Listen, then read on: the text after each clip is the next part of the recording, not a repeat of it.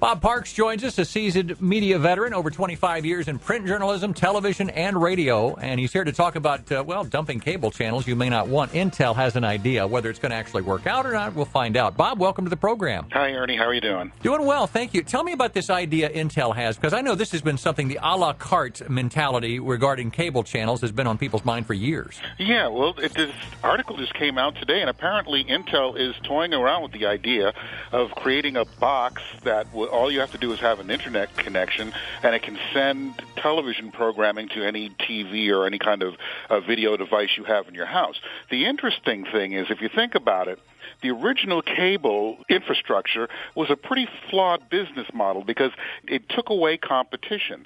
If you got the lowest bundle of television programs, you would get a whole series of channels that you may like, some that you didn't, but it discouraged competition that they had before when we had the rabbit ears and the antennas, where if you didn't like a program, you didn't watch it, and then the ratings reflected it, and then eventually affected the bottom line of the company. Therefore, programming had to be less offensive, less edgy, more family-friendly. Media was at least attempting to be fair and balanced. But when you started getting channels that were going to be paid for regardless if you watch them or not. I mean, one of the things that people tell me all the time is if I'm watching a movie channel and I said I'm watching this, and they say, well, I'd like to watch it, but I don't want to get that because I'd get a whole bunch of channels I don't want, and so they don't get these kind of channels. Well, Intel is going to make it, if they're proposing that with their service, you will only get the channels you want. So instead of having to pay a big bill for a whole bunch of channels you never watch, you'll be able to just choose the channels that you like. But that's going to also potentially open up a whole can of worms. And what's in that can of worms? I mean, it sounds good to me because I spend half my time just looking for something to watch rather than actually watching television. There's so much to sift through. I'll give you a quick example. On the right, people complain about Bill Maher and stuff he says on his show. Well, if you think about it, he is on HBO. HBO, even if you get the lowest tier movie channel bundle, you're going to get HBO One. And on HBO, that's where Bill Maher is. So no matter what he does, he's not going to get yanked because the money keeps coming in to HBO via the bundle.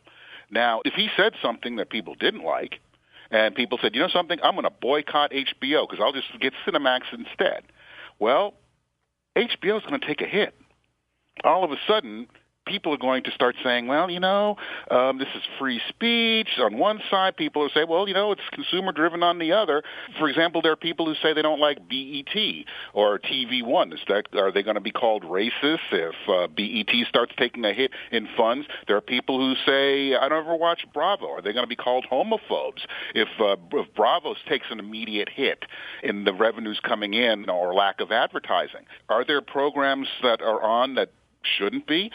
Yeah, when you have 200 channels, of course you're going to have things that are unnecessary, and networks will do things just to fill up blocks so they can put in advertising.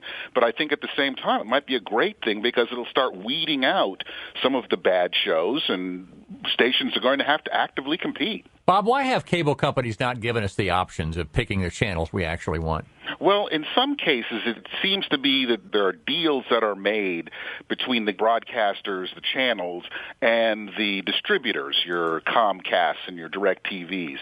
For example, ESPN, which is part of ABC, which is part of Disney, they've gotten together with the cable companies to make sure that certain channels are going to be on there, but if you want other channels, you have to pay a little bit more. And it's kind of a rigged game, I guess, because, again, they don't have to compete like in the old days as much for the ratings, because you could have turned them off back in those days. In some cases now, when you get that tier, you're going to get those channels whether you like it or not. Well, I think Ernie's question is a good one, but also why have we, as being the consumers, why have we put up with it for so long? Well, I don't think we've had much of a choice. When we went from the rabbit ears to the cable, I mean, the quality difference was such that we sort of took what we were given, and I don't think we as consumers, made enough of a complaint about it, so we dealt with it. But now, again, since there are more options, and people can now go and watch individual shows on Netflix, the consumer's becoming a lot more picky. So now you throw this option in there, where you get just the channels you want, and you don't get QVC and Home Shopping Network and things that you never watch. that you're still paying for. Right. And that would be great if instead of having to pay for 200 channels, I could just get the 40 or so that I really like, or maybe the 20 that I actually watch. Bob Parks with the Media Research Center. Thank you, Bob, for coming on. We appreciate it. Thanks, Ernie. Thanks, Rachel. I would do anything to lower the cable bill right now. Yeah.